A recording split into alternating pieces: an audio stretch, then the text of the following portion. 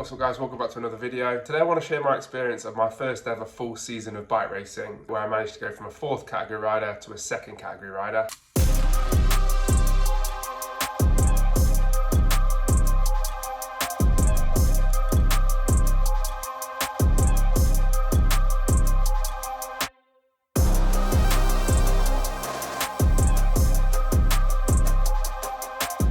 I haven't posted about it much on YouTube apart from one video, which I'll link to here, but I've really gone all in with cycling this year. So I just want to share the progress that I've made, some of the mistakes, what I've learned, and what I'll probably do differently next year. So I thought I'd offer a bit of context to my cycling background. I haven't just started cycling. I've been riding bikes my whole life. Spent a lot of time growing up riding mountain bikes for fun. I never raced or anything like that. I got my first road bike probably about 10 years ago. The first few years were like less consistent. I used to use my bike to ride to university on, but for the last 6 or 7 years, I've ridden a decent amount with maybe a month or two off in like the depths of winter. My riding was mostly made up of commuting into London during the week and then a club ride at the weekend. I've also had a crack at some Audax and some long distance rides, and I've also been to Tenerife and Mallorca and all that sort of stuff. So I basically just fell in love with cycling and riding bikes, and I've ridden my bike a lot over the last 10 years. I've had a go at a few races over the last few years. I tried a few rounds of cyclocross in 2021. There it is, first cyclocross race. I'm not being dramatic.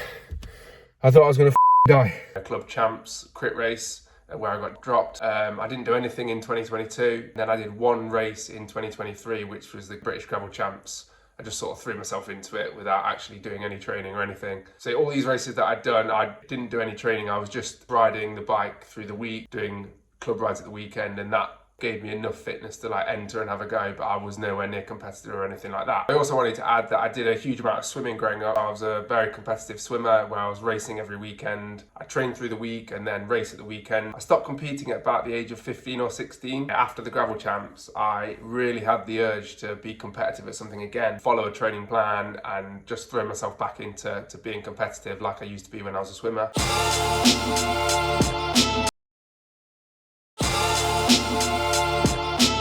So yeah, that led to me getting a coach this time last year, so November 2023. I knew if I was going to go all in and commit to it, I'd need a coach. The main reason is accountability. I knew if I tried to do it alone, I wouldn't be as committed and I would start to miss sessions, and I just know that I wouldn't be able to do it on my own. So yeah, a bit of advice for anyone who wants to get into racing. I just highly recommend getting a coach. I don't think you'll be able to do it alone, not if you really want to be competitive anyway. So yeah, started with a coach, started putting in the work, doing the turbo sessions, strength sessions, all the base. I had a proper base season, trained all the way through winter. I went to Tenerife in January for a camp, and then I went to Spain in March for a camp as well. That wasn't actually with my coach, that was just with club riders and people I know.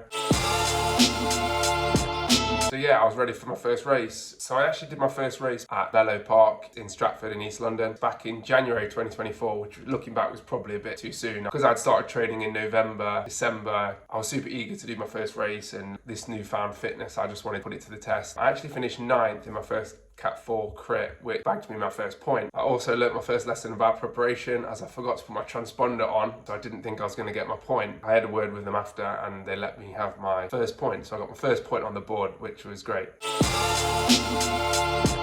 Then I had to miss a few weeks, so this was January this year. I had to miss a few weeks because I had to move house unexpectedly, which was a bit annoying. So that threw me off for a few weeks. Came back to racing in April, start of April, where I raced at Cycle Park and finished 12th in a 3-4. Raced midweek a few days later in April, and I ended up breaking my collarbone. So eventful start to the season. So then I had to take a few weeks off.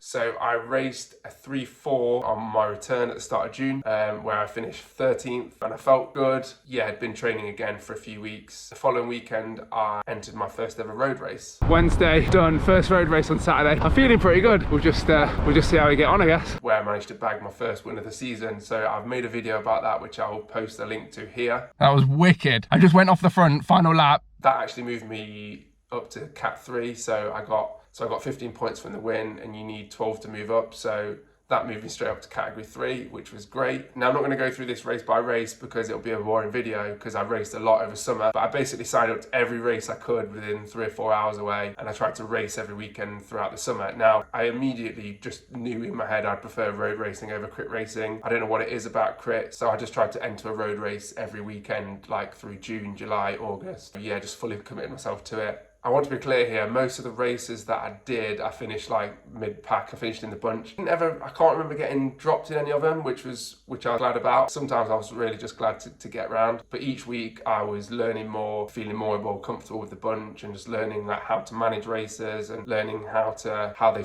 ebb and flow and how the peloton works and everything like that. So you just learn that by experience, which was great. So yeah, now for some of the highlights.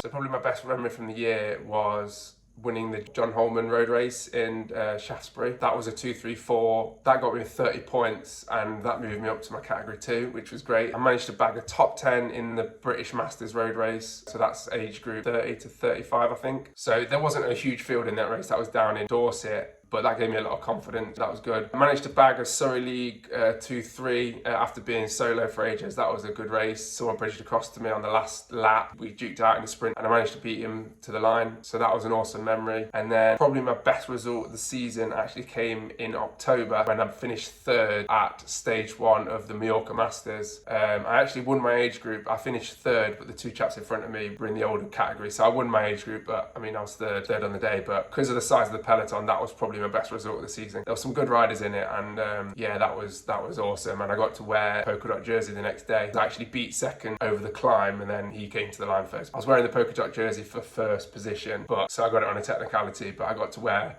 a polka dot jersey and start on the front the next day, and it was like one of the best memories I've ever had. So that was awesome. The rest of the stages weren't great, but that first day was awesome. So yeah, those are some of the highlights of my season. Now I'm going to move on to what I would change and plans for next year. So lessons learned, plans for next year, what I would do differently, what I would change. So I'll make this public. I mean, there won't be many people that will watch this video, but next year my goal is to be competitive at National B road races. If I can get a top 10 in one of these races, I'll be over the moon. We'll see how we go. I'm going to aim for my category 1 race license. It's going to be a big ask. I'm going to give it a go. Will I do it? Potentially not. I'll give it a crack. 200 points is a lot of points to get in a season. I'm not sure if I'm actually good enough. I'm going to give it a go. I'll give it my all. I'm going to commit my life to it this year and next year.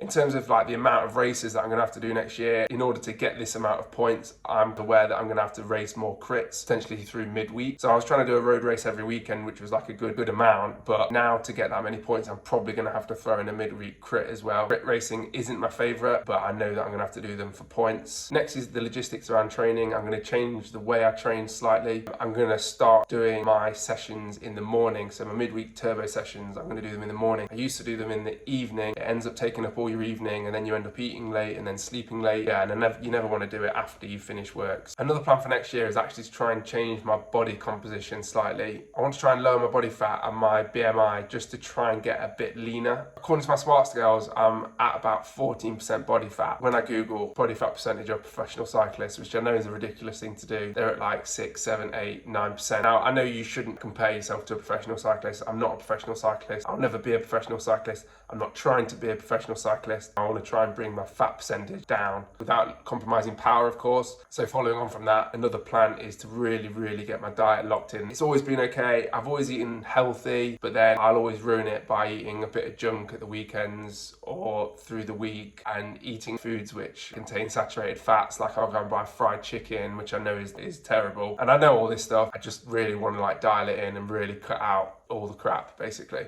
which should also help the point before about changing my body composition and trying to get rid of that last bit of fat. I've also changed my coach this year, but I can go into more details about that in another video if people are interested. I think I mentioned it, but yeah, I'll be going into the gym in winter, but I'd also like to try and maintain a session throughout the season. I'm not sure if that's going to be possible yet, but so last year I trained in the gym through the winter, but then I dropped off as the season sort of started. This year I'd actually like to keep one session a week in the gym. I'll see if I can do that. So yeah, that's the end of my video, guys. So yeah, just getting to the end of editing the video, and there's still a few minutes left, and I realised that it's getting a little bit long, and I can't bear to listen to the sound of my voice anymore. So I'm going to call that quits here. Thanks for watching. I'm going to try and post some more videos in 2025 of like race reviews and what's going on throughout my season. Yeah, thanks for watching. Peace.